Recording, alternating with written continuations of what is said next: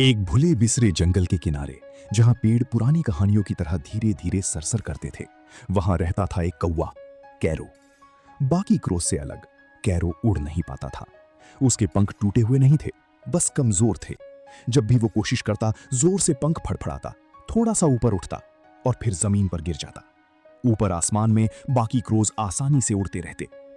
तुम एक क्रो हो, उड़ना ही तुम्हारी पहचान है, वो कहते।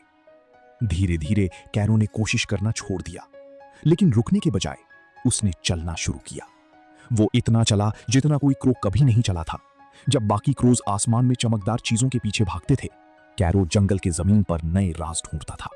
उसकी मुलाकात हुई एक बूढ़े कछुए से, जो वक्त से भी धीरे चलता था, एक गिलहरी से, जो सिर्फ खाना नहीं बल्कि कहानियां जमा करती थी, और एक छोटी सी जुगनू से, जो अंधेरे में भी रोशनी करती थी। एक शाम कैरो एक बहुत बड़े पहाड़ के नीचे पहुंच गया।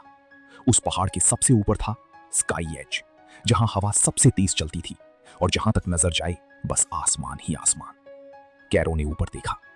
उसे लगा ये नामुमकिन है। तुम वहां के नहीं हो, एक आवाज आई। कैरो ने मुड़कर देखा। वो कछुआ था। क्यों नहीं? कैरो ने पूछा। क्योंकि तुम खुद मानते हो कि तुम नहीं हो। उस रात कैरो सो नहीं पाया। अगली सुबह उसने चढ़ाई शुरू की। उसके पास मजबूत पंख नहीं थे, लेकिन जो था उसने वही यूज किया, अपने पंजे, अपनी हिम्मत और अपने सीखे हुए सबक।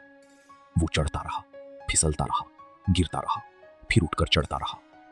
दिन बीत गए। उसका शरीर दर्द कर रहा था। शक और तेज हो गया। ये सब क्यों कर रहे हो? हवा जैसे हंस रही थी। कायरो धीरे से बोला, क्योंकि मैं उड़ नहीं सकता। आधा रास्ता तय करते ही तूफान आ गया। बारिश तेज हो गई, पत्थर फिसलने लगे। कायरो एक छोटी सी जगह पकड़कर कांप रहा था, हार मानने ही वाला था। तभी उसके पास एक हल्की सी रोशनी चमकी। वो जुगनू थी। तुम घर से बहुत दूर हो, कायरो ने कहा। तुम भी? जुगनू ने मुस्कुराते हुए कहा, लेकिन जरा नीचे देखो, तुम कितना आगे आ चुके हो। कायरो ने नीचे देखा। पूरा जंगल उसके नीचे था। वो इतना ऊपर आ चुका था जितना कोई क्रो कभी चलकर नहीं आया। उसके अंदर कुछ बदल गया। अब वो क्रो नहीं था जो उड़ नहीं सकता।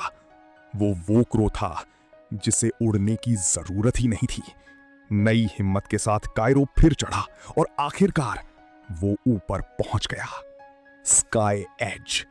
तेज हवा उसके आसपास गरज रही थी, उसके पंखों को हिला रही थी। नीचे बाकी क्रोज अब भी घूम रहे थे, अनजान। कायरो आगे बढ़ा। एक पल के लिए डर वापस आया। अगर वो गिर गया तो?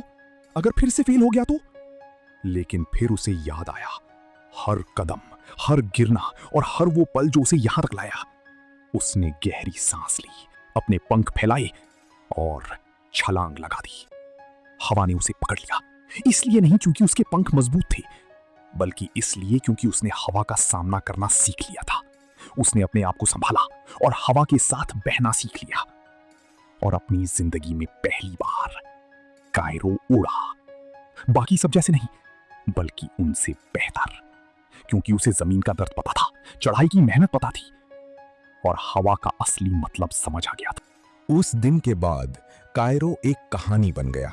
वो क्रो नहीं जो उड़ नहीं सकता था, बल्कि वो जिसने अपना खुद का रास्ता बनाया आसमान तक।